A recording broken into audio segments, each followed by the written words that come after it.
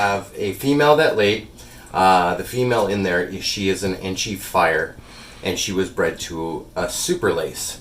Now a little bit after we get done with this, taking her off the eggs, we'll go into a little bit of a backstory on this female. It is kind of an interesting clutch for me, but like I said, we'll get into that later. But for right now, let's get into this tub and see what we got. Oh yeah. She's looking like she has a very, very nice clutch going on.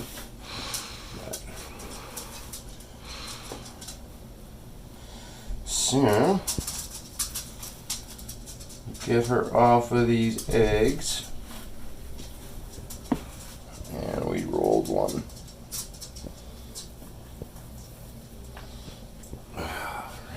So this is a first time female, or first time mother.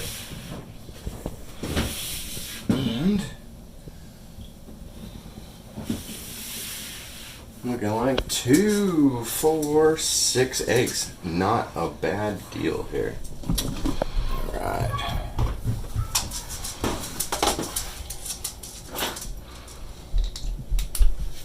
This one rolled, so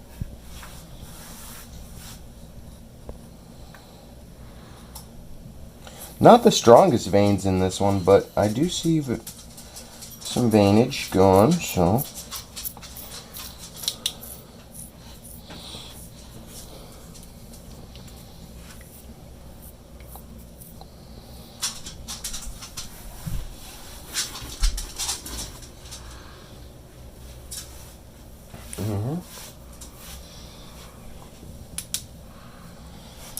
veins, good veins there.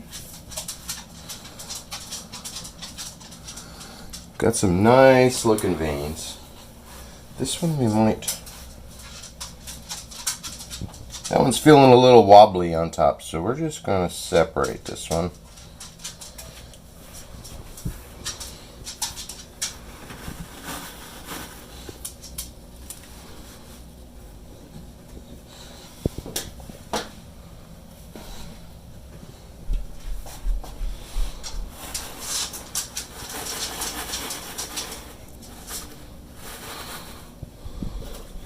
Right.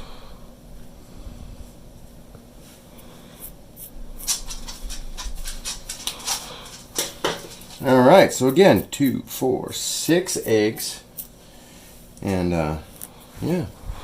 So I think with that, for right now, we'll get this one put away into the incubator, and we'll come back in a little bit and we'll go over this little story on this female. Alright guys, and we're back, and as you can see, it's been a little while since we pulled that clutch and a wardrobe change. I just wanted to go over real quick a little backstory behind that clutch, because it is the reason that I had gotten into the lace project in the first place. Initially, a few years back, I was just looking for a breeder sized male with Enchi in it. And going through Morph Market and stuff like that, I did come across one that was listed on Morph Market as an Enchi pastel lace. At that time, I didn't know much about the lace gene at all, so I figured, hey, it would be a nice little addition to add, have an Enchi into my male, and then also I would, you know, get the opportunity to look into this lace gene. I didn't know anything about it, so I thought, hey, it'd be a nice little project to get into. So the male in question is this guy right here, who just happens to be in shed. Of course. So this is the original Enchi pastel lace that I had purchased. Right off the bat, when I got him into the breeding rotation, I wanted to single out this lace gene I was hearing about. So what I did was nothing spectacular. I just bred him to a large normal female. I figured, hey, I knew this female was going to be a multiple egg layer, so I was going to have a lot of chances at hitting some single lace so that I could get a better look at it myself and kind of figure it out and go from there. Well, that first clutch I hit some inchy, what I assumed were inchy lace, but I didn't hit any pastels. So I thought that was kind of strange, but I believe it was about 10 eggs or so, and I hit lots of inchies and what I assumed to be inchy lace and this and that. That same year, I'd also paired him to a fire female.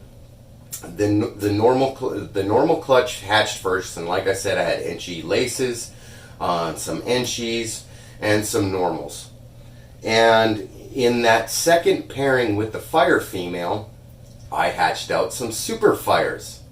And again, other than the 2 super fires, no pastels, some inchies, inchy laces, what I thought was inchy laces. But as I said, I had some super fires, so I was like, oh, my male's actually fire. And still a second clutch, no pastels. So I was like on this train of thought that, oh man, I've got no pastel in my male, but in fact it's fire, inchy fire, and no laces between 2 clutches that I could tell. So I wrote it off as a purchase I made that was misidentified, and I found that my inchy pastel lace was in fact just inchy fire. Now I've had a little bit of hope because he's in shed right now and it's not really picking up, but he's a little different. So I've always kind of maybe held on to a little bit of hope that maybe the reason he's a little bit nicer, a little bit different than most inchy fires is maybe there is lace in him. So I kind of shelved this guy. I didn't want to start breeding him to other females, not knowing exactly what was in him. I kind of wanted to figure that out a little bit. So I shelved the male for a couple of years, waiting for his offspring. I held back one of a kind of a weirder looking inchy, and I held back one of the inchy fires. What I wanted to do was hopefully figure out if he's just a really nice example of inchy, or if maybe lace is hiding in there, because lace tends to get overpowered by inchy from what I've seen of other examples, and it tends to get overpowered by fire. You don't see as much as the typical identification traits in lace when it's paired with inchy and fire. So I thought maybe there's a chance that lace was in there, but I wanted to find out. Now, as I said, I held back one of the inchy fires from that original clutch, and I held back an inchy that was kind of a little different looking. So fast forward to now, the inchy fire is the one that won the race as far as growing up. Having a little trouble getting that inchy to grow up. So I wasn't able to breed him back to his offspring, because you have to remember they both have fire in there. And I don't want to make that pairing and have white snakes, and I'm still not answering really any questions if I have a lot of super fires. So what I did, instead of pairing him back to the original offspring, I paired a super lace to that female.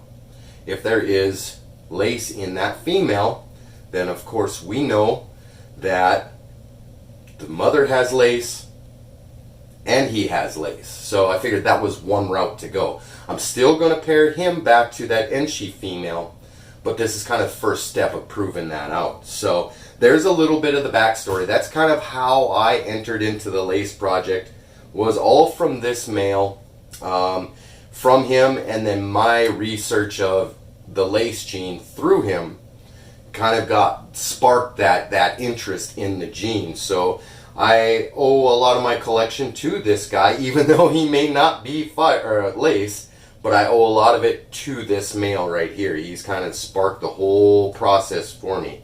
And so, yeah, we pulled that clutch. It's actually been 50 days now. So that clutch is due to hatch here pretty quick. So hopefully we'll get this video out, and then I can again get another video of cutting that clutch here in the next couple of days. So with that, I think I may have stumbled around a few of the details of the whole story, but that's kind of the gist of it. So, as I said, we'll be cutting a clutch soon. So, like, comment, share, subscribe, ding that little notification bell, and we'll see you real soon.